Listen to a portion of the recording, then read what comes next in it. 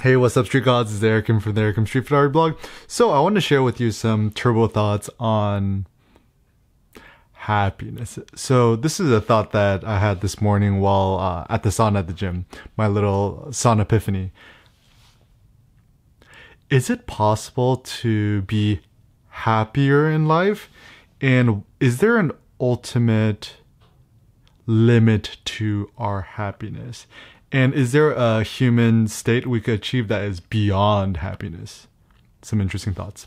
So first and foremost, let me just kind of unravel some ideas. The first idea is kind of like this idea from Nassim Taleb. He brings up this idea that one of the best ways to seek happiness isn't to just like be happier or to do things that make you happier, but rather to avoid things in your life which make you unhappy or miserable. So what are some things that make a lot of people miserable? Like having a long commute, feeling tired all the time, being sleep deprived, not feeling like they have control over their lives, being stressed out, like they're worried about they're not being able to pay the rent at the end of every month. Maybe like physical things, like when you look at yourself naked in the mirror, you don't like what you see and so forth. So it seems that the first thing we should do in life is just avoid the people, the things, the lifestyle choices, whatever, which make us miserable and unhappy. And then once you have removed all of the things that cause a lot of your mental or physical anguish or pains, then you kind of ask yourself, what next? Then it means doing things which give us more happiness and pleasure.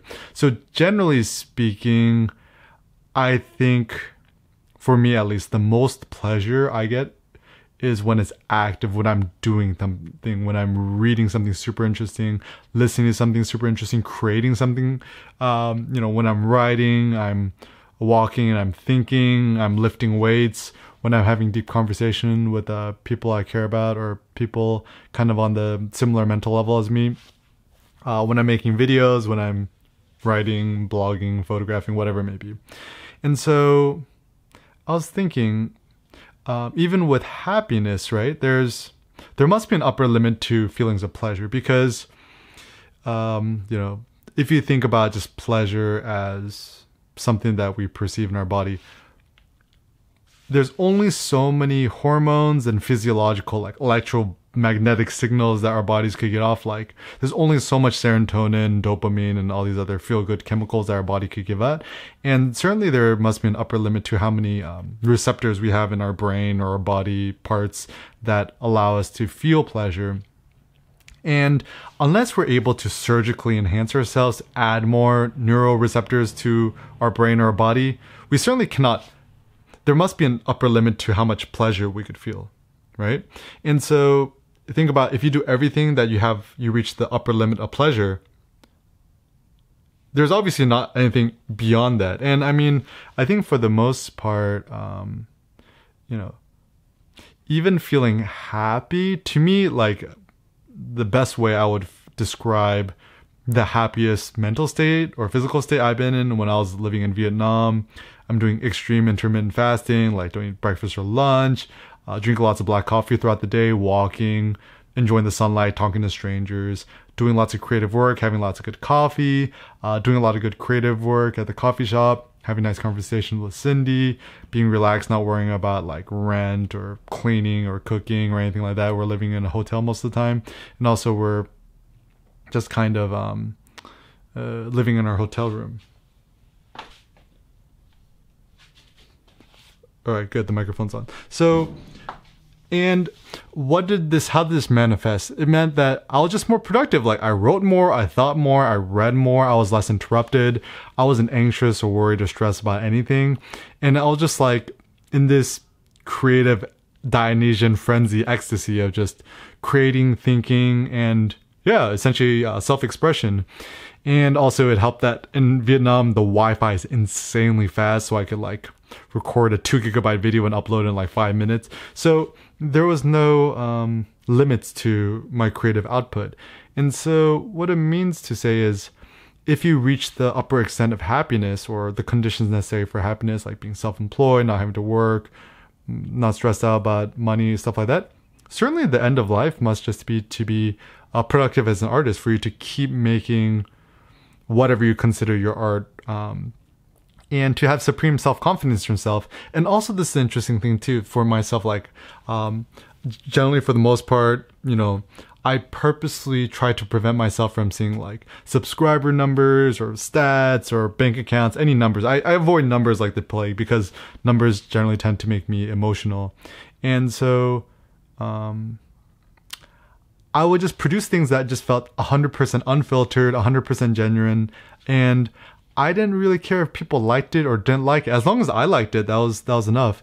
And it was kind of the feeling that by the end of every single day, when I'm lying in bed before I sleep, I'll think to myself, if I died today, I would have no regrets. And I think that's really maybe the ultimate gauge is when you go to sleep every night and you're in your bed, do you feel exhausted and spent? Like you use all of your physical, mental energy to create the best artwork or whatever impact you want to make on the world. And I think Nietzsche says this is that like, it's not a feeling of exhaustion, like, man, my life sucks, I'm so exhausted, but it's more like your body is so spent from doing extreme battle and combat and creative output that you're lying in bed exhausted, but it's more of a victorious exhaustion. Like, imagine if you're, I don't know, like a Spartan warrior and you've just killed like 1 trillion of those like assassin dudes, right? And you're gonna go sleep at night. Obviously your muscles and mental and everything is totally spent, but you go to sleep at night almost like a happy death in the sense that you feel victorious. So perhaps what we should do is really treat every single day as a chance for us to like for us to conquer, for us to be as productive as artists as we can. And obviously to make great artwork takes a long time, but I still think this idea of memento mori is a good one, is that like literally treat every single day like it were your last day on earth. And then as long as you live a life where you have no days of regret, of course you're going to end up doing epic shit, right? And not only that, but it's kind of like, I think a good analogy too is that like every single day try to create it into like a perfect pearl. So if you have enough and you just want to keep threading your pearls, so you take these pearls and just keep connecting these pearls, and at the end of a year, right, you got 365 of these little pearls. Obviously you have a nice pearl necklace. Sexual innuendo not intended, but yeah, so perhaps what you could do in life is for you to just keep treating every single day like it was its own mini lifetime, and just freaking extract the maximum from every single day. Because the truth is, you might live to be 120 years old in excellent health. I hope I do. Or worst case scenario, you might die today. You might die in your sleep. You might have some sort of unknown food allergy. This actually happened to me like about 3 years ago. I was just at home and I just had a handful of cashew nuts and I didn't eat those for a while. And I had an anaphylactic reaction where my throat literally closed up and I couldn't breathe. And then I drove myself to the ER. Unfortunately, like I think my throat was like almost 80% swollen. Like I could barely breathe. But then, I just kind of chilled, waited it out, and then I didn't die, which is good. So I think thinking about death is actually a quite healthy thing. It's probably the best productivity hack you could do, is that if you think that you literally might die every single night, you're obviously not going to piss away your time doing things which aren't super important to you. Like you're probably not going to watch some sort of mindless something on Netflix or YouTube, or consume anything or spend time with people you don't really care about. So literally, this is just a thing for us to all experiment with. I know I've experimented with a long time, is literally wake up in the morning, you're like, okay, I'm gonna die at the end of today. How can I make the best day possible if today was my last day on earth? I assume it's like you create things which are meaningful to you. You tell your loved ones how much you love them, and for you not to allow yourself to be petty, or don't waste any of your mental time or energy being negative or pessimistic or mean or angry towards other people, because you're going to die that night. You want to make the best of today. So yeah, is there anything more to life than that? I think so. My ultimate goal, I think, is don't worry too much about like happiness as a goal, because it's kind of, there's an upper limit. If we think of something beyond happiness, I think beyond happiness is just focusing on your artwork for you to keep being productive as an artist. I also had a random idea too. As a photographer, just before you die, just try to aim to shoot 1 billion photos. If you shoot 1 billion photos, and obviously you're not just like AK-47 spraying it, intentionally making 1 billion photos by the time you die, of course you're going to make a few good photos. Like, it's just kind of like, a numbers game at that point. But it's kind of more of an idea that we should daily practice whatever we want to get better at. It all comes down to practice, right? And I really do believe, and this to me is an empowering thought, is that if you practice anything enough over a long enough period of time, how can you not get better at it? It's like almost impossible to not, get better at anything, whether that be writing, rapping, making videos, photography, any sort of artwork, whatever you consider your artwork. And for us to keep pushing our personal boundaries, our personal limits, and kind of treat it like a fun game, right? Like, don't be this like tormented artist. You take the whip, you're like whipping yourself in the back. You're like, oh, I must make more art. No, just be like a kid, like be like a grown ass kid, and treat your play very seriously, like all kids do. And the only judge of whether something is good or not is yourself. Is if you look at the thing, you create it, and you're like, I like that, then it's a good piece of artwork. Don't really care about what other people say, because no matter what, you'll never be able to please everybody. Nor should you. And this is also another interesting thought too, is that if you start making artwork that pleases a large group of people, it's probably not that innovative or different, because people like what is familiar to them. If you really want to innovate as an artist or as an individual, you have to make things that people are kind of afraid of, scared of, and kind of don't like. So this is my personal rule, is that whenever I start doing anything in life that like a lot of people start like, wow, this is so good and stuff like that. Like even on YouTube, when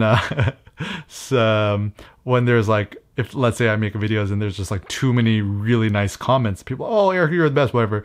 It's kind of a sign that I'm like, maybe I've gone soft, or my videos aren't like interesting or provocative or controversial enough. So it's not making controversial things for the sake of making controversial things, but generally whenever you create artwork or you make something or say something or write something that is truly innovative and interesting, it's going to create a debate where it creates extreme polarization. Either people freaking love it or freaking hate it, and they want to burn you at the cross, right?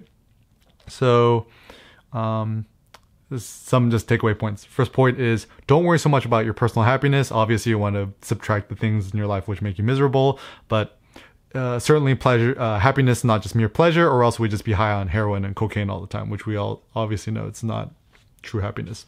The second point is, it seems like the best use of our human metabolism is just to make art. So for you to be productive as an artist, just keep making art. I mean, I think the point is just for you to never stop running out of inspiration or motivation to keep making art. So whatever you consider your art, just keep making more of that.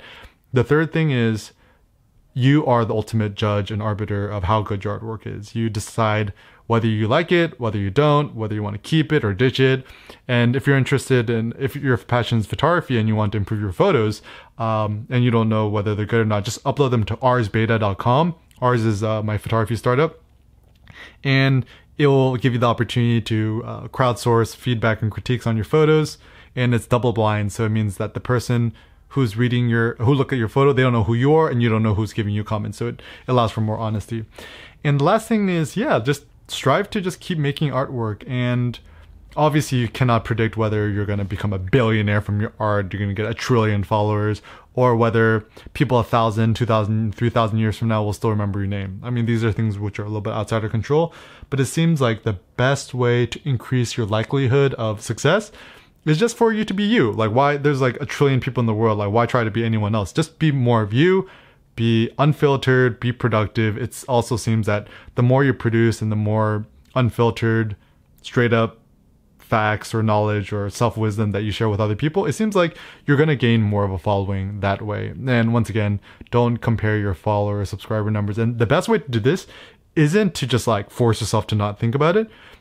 Actually, this is my biggest YouTube tip. If you start a YouTube channel when you're uploading videos, like literally try to install like blockers or things which literally prevent you from seeing your numbers. Because once again, you make a few videos and let's say you get a lot of subscribers, you lose a little bit of subscribers, it will kind of fuck up your flow.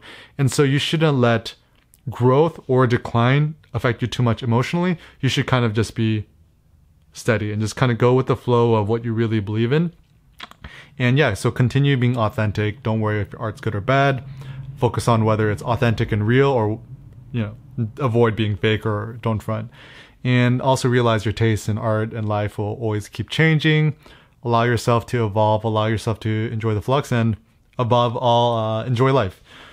So yeah, like, just think to yourself, when are you the happiest in life? Feel free to leave a comment down below. It's just a good chance for you to just kind of flesh out some of your thoughts. And you type something like, I am happiest when I am da da da da da, whether it be making photos, processing my photos, selecting my photos, whether I'm writing, thinking, spending time with loved ones and family. And yeah, just read a comment below. And also for us to think about, what do you think is the ideal state beyond happiness? Is the point of life to be happy or something else? Anyways, share your own turbo thoughts in the comments below. And let's all continue to grow and evolve together. Peace out.